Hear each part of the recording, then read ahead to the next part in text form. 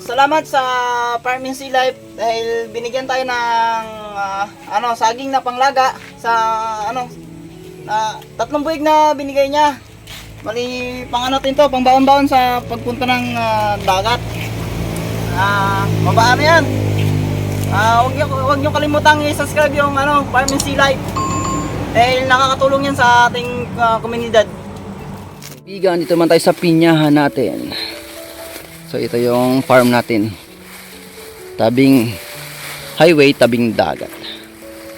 So malaki na yung ating mga lakatan. More than 500 lakatan. So medyo tuyo lang ang lupa dito. Pero maganda rin. So maraming pinya. Siyempre may lakatan naman tayong babalutin. So ito ay kulang-kulang more or less, no? Nasa 3/4 hectare. Diyan natin tong ibang mga parts. Ano yung mga lakatan natin itinanim. So dyan sa unahan po niyan ay dagat na. Yan na po. Nagbabalat na po siya ng saging. Ating ka-farm and Sea Life TV. May laki ang bunga, oh. Sabay-sabay ba nagbunga dito yung mga pinya? Oh. Mga bunga na po, kapatid. Ang ating mga pinya. So dito nasa 5,000 yung ating pinya.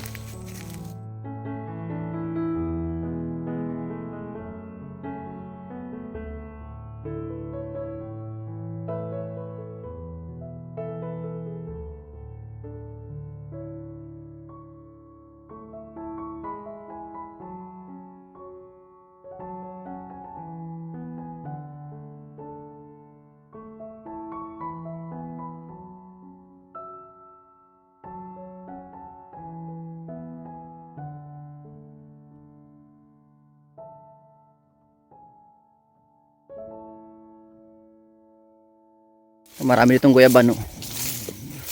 Ang guyabano. Ito yung mga original na pinya, natanim para may-ari. Ano. Yung iba dito na-harvest ko na nakaraan. Yung malaki, oh. Yung mga na-harvest ko na yan. Yung mga tundan. So ito na siya ngayon. Napabayaan ko. Nagtubo na yung mga Pero pinyahan pa rin ito. Yung parang nakatira? Oo. Yan yung ating saging. So nakaraan yung mga gulay ito sa vlog natin. So after 2 years po, ayan na. Ang ating mga alaman, malaki na yung mga saging, mga langka. Yung sa taas, yung tabas tayo sa taas. Nagtanim tayo ng lakatan. Pababa tayo dito, makita natin yung development ng ating farm. Madami ng saging dito.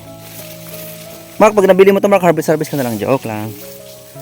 Oh, mga okay din ang mga pinya. Mark, ito sana ang plano ko na ilipat dun sa farm natin yung mga pinya. Pero okay na rin dito, tingin mo, no? Lipat mo pa yun, dyan na yan. Kaya, laki na ng mga ko, Mark.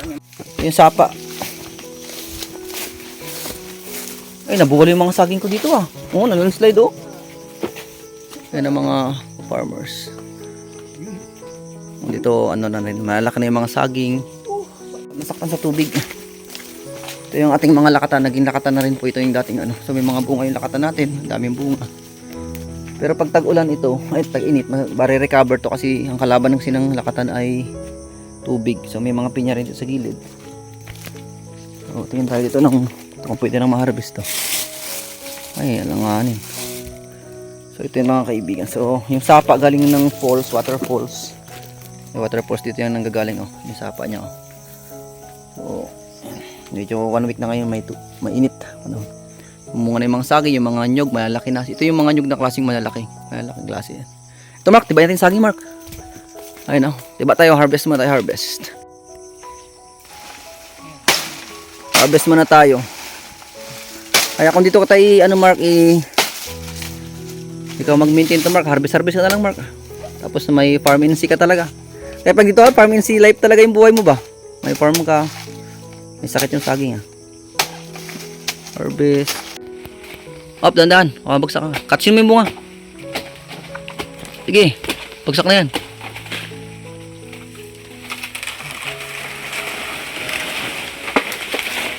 Ang galing talaga naman mag-harvest. Ayan po mga kaibigan na harvest na. Oh, Mark. Tirahin mo yan. Okay. Ano ang mga nyug dito, Mark, oh? Ito yung mga tanim ko, mga tundan. Dami yan. Hanggang taas, marami dyan kasoy sa taas. Malaki. Yung mga luma nating saging dito. Medyo napabayaan lang ng konti. Ay no, hinog na Mark. O yun, papahinog na pala.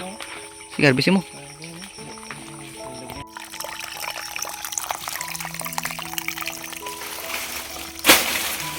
Harvest naman si Mark Valenzuela. Yun po, hinog na naman ang mga saging dito sa ating area. Tagal ko ng tanim ito, pandemic pa to. Ibig sabihin sir Yung harvest mo, maganda ba ang lupa dito sa farm mo? Napakita mo rin sa atin. Dito daw, harap mo daw. Kita na ibon. Hinog na. Nain na ibon. Ah, yan ang... Oh, hinog na yan, oh. Bukas, eh. Harvest na rin po yung lakatan, oh.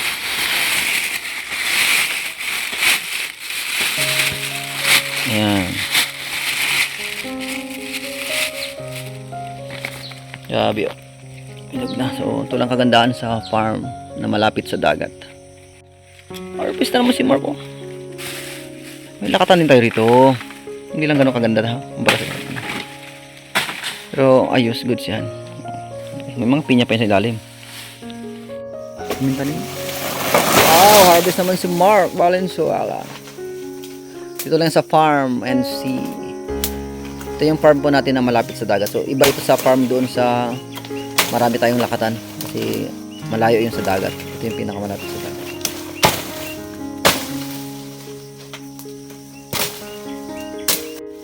Tingnan daw Mark ang saging mo. Hop, dandan na. Wow, malaki rin pala Mark ang saging mo ah. Buhay ka rito Mark. Pag dito ka Mark, ikaw nakabili nito Mark. Joke lang. Malay mo sir, mabili ko. Ano mga kaibigan, pero hindi pa pwedeng i-harvest.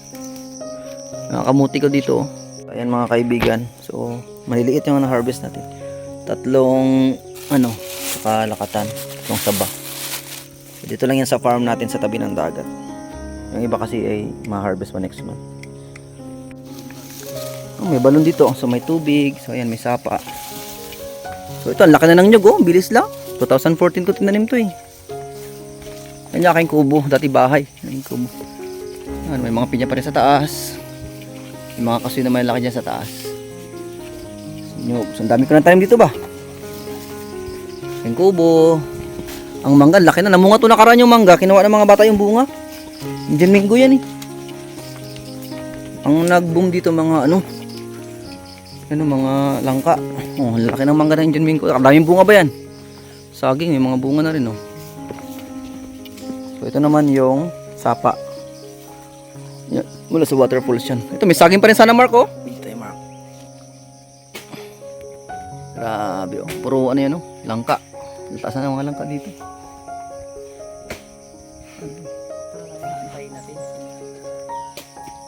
Harvest na naman po kami ng saging dito sa tabi ng sapa. Antayin natin siya hanggang sa pwede natin Taba nitong, ang taba ba nito ng na to, langka na to sa tabi ng ilog oh. pwede natin ligawan. Mga ka-farmers yung dati nating garden. Ayan oh, lalaki na ng mga langka. Ang bilis lang maglaki talaga ng mga halaman dito sa area natin na to. So medyo busy tayo, nakapokus tayo doon sa inagawan sub yung sa nating malaking farm. Ito yung mga kunting papaya. Ang nag-boom talaga dito mga langka, lalaki na ng mga langka. So, ayan. Yung mga saging natin oh. Sa taas niyan ay puro pinya din, tapos sa ilalim puro pinya. Ayan, puro pinya yan. So nasa 3,000 yung pinya natin dito. Ayan. Harvest na naman tayo ng saging.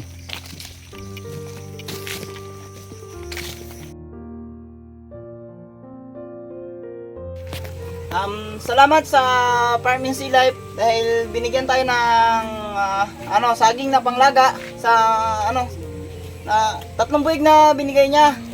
Mali pang to, pang baon-baon sa pagpunta ng dagat. Mabaan yan. Huwag niyo kalimutang i-subscribe yung Farming Sea Life dahil nakakatulong yan sa ating komunidad. Okay.